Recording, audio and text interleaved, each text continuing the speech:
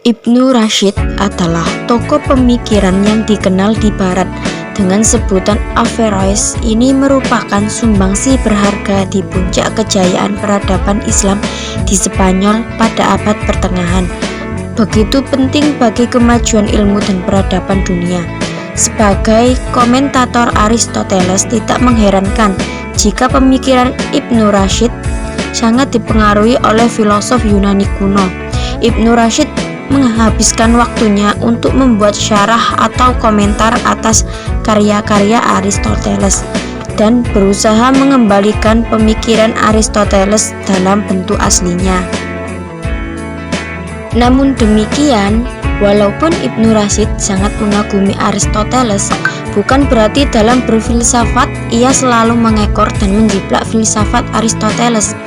Ibnu Rashid juga memiliki pandangan tersendiri dalam tema-tema filsafat yang menjadikannya sebagai filosof muslim besar dan terkenal pada masa klasik hingga sekarang. Ada dua pemikiran Ibnu Rashid yang terkenal, yaitu pemikiran epistemologi dan pemikiran metafisika. Pemikiran epistemologi.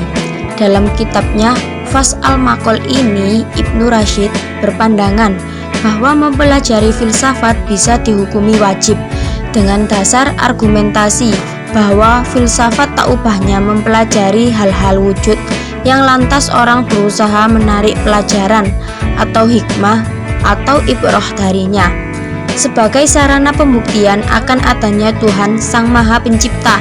Semakin sempurna pengetahuan seseorang tentang mawujud atau tentang ciptaan Tuhan, maka semakin sempurnalah ia bisa mendekati pengetahuan tentang adanya Tuhan.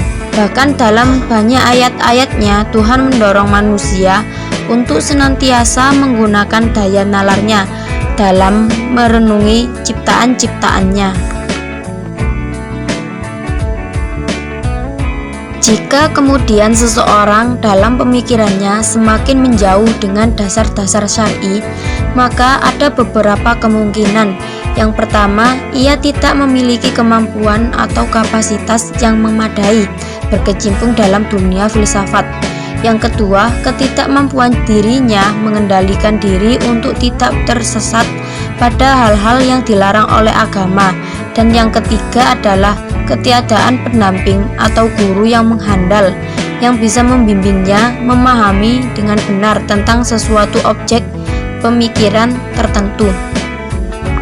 Oleh karena itu, tidak mungkin filsuf akan berubah menjadi mujtahid, tidak mempercayai eksistensi Tuhan atau meragukan keberadaan Tuhan.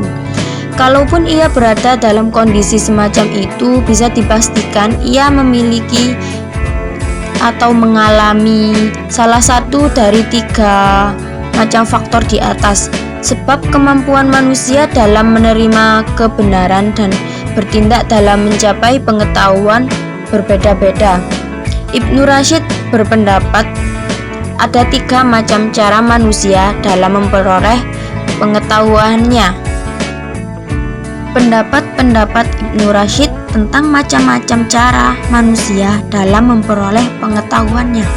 Yang pertama, metode Kotabi digunakan oleh mereka yang sama sekali tidak termasuk ahli takwil, yaitu orang-orang yang berpikir retorik, yang merupakan mayoritas manusia, sebab tidak ada seorang pun yang berakal sehat kecuali dari kelompok manusia dengan kriteria pembuktian semacam ini. Kemudian yang kedua yaitu metode Jadali, dipergunakan oleh mereka yang termasuk ahli dalam melakukan takwil dialektika. Mereka itu secara alamiah atau tradisi mampu berpikir secara dialektik. Kemudian yang ketiga yaitu metode Burhani, dipergunakan oleh mereka yang termasuk ahli dalam melakukan takwil yakini. Mereka itu secara alamiah mampu karena latihan, yakni latihan filsafat, sehingga mampu berpikir secara demonstratif. Takwil yang digunakan dengan metode Burhani sangat tidak layak untuk diajarkan atau disebarkan kepada mereka yang berpikir dialektik, terlebih orang-orang yang berpikir retorik. Sebab jika metode takwil burhani diberikan kepada mereka, justru bisa menjerumuskan pada kekafiran. Penyebabnya adalah karena tujuan takwil itu tak lain adalah membatalkan pemahaman lahiriah dan menetapkan pemahaman secara interpretatif. Ketika metode itu telah dipergunakan oleh Tuhan sebagaimana yang terdapat dalam teks-teks Al-Quran, metode itu dikenalkan oleh Allah Subhanahu wa Ta'ala sedemikian rupa untuk mengingat derajat pengetahuan dan kemampuan intelektual manusia yang amat beragam, sehingga Allah Subhanahu wa Ta'ala tidak menawarkan metode pemerolehan pengetahuan dan pembenaran hanya dengan satu macam cara saja. Pemikiran metafisika. Dalam masalah ketuhanan, Ibnu Rashid berpendapat bahwa Allah adalah penggerak pertama atau muharrik al-awwal. Sifat positif yang dapat diberikan kepada Allah ialah akal dan makul. Wujud Allah ialah esanya. Wujud dan keesaan tidak berada dari zatnya. Konsepsi Ibnu Rashid tentang ketuhanan jelas sekali merupakan pengaruh dari Aristoteles, Plotinus, Al-Farabi, dan Ibnu Sina. Di samping keyakinan agama Islam yang dipeluknya, mensifati Tuhan dengan esa merupakan ajaran Islam, tetapi menamakan Tuhan sebagai penggerak pertama tidak pernah dijumpai dalam pemahaman Islam sebelumnya, hanya dijumpai dalam filsafat Aristoteles dan Plotinus, Al-Farabi, dan Ibnu Sina. Dalam pembuktian adanya Tuhan, golongan Hasibiyah, Sufiyah, Mu'tazilah, Asy'ariyah, dan Falasifah, masing-masing golongan tersebut mempunyai keyakinan yang berada satu sama lainnya dan menggunakan takwil dalam mengartikan kata-kata syar'i sesuai dengan kepercayaan mereka. Dalam pembuktian terhadap Tuhan, Ibnu Rashid menerangkan dalil-dalil yang meyakinkan. Yang pertama, dalil wujud Allah. Dalam membuktikan adanya Allah, Ibnu Rashid menolak dalil-dalil yang pernah dikemukakan oleh beberapa golongan sebelumnya karena tidak sesuai dengan apa yang telah digariskan oleh syara' baik dalam berbagai ayatnya. Yang kedua yaitu dalil inayah Allahiyah atau pemeliharaan Tuhan. Dalil ini berpijak pada tujuan segala sesuatu dalam kaitan dengan manusia, artinya segala yang ada dijadikan untuk tujuan kelangsungan hidup manusia.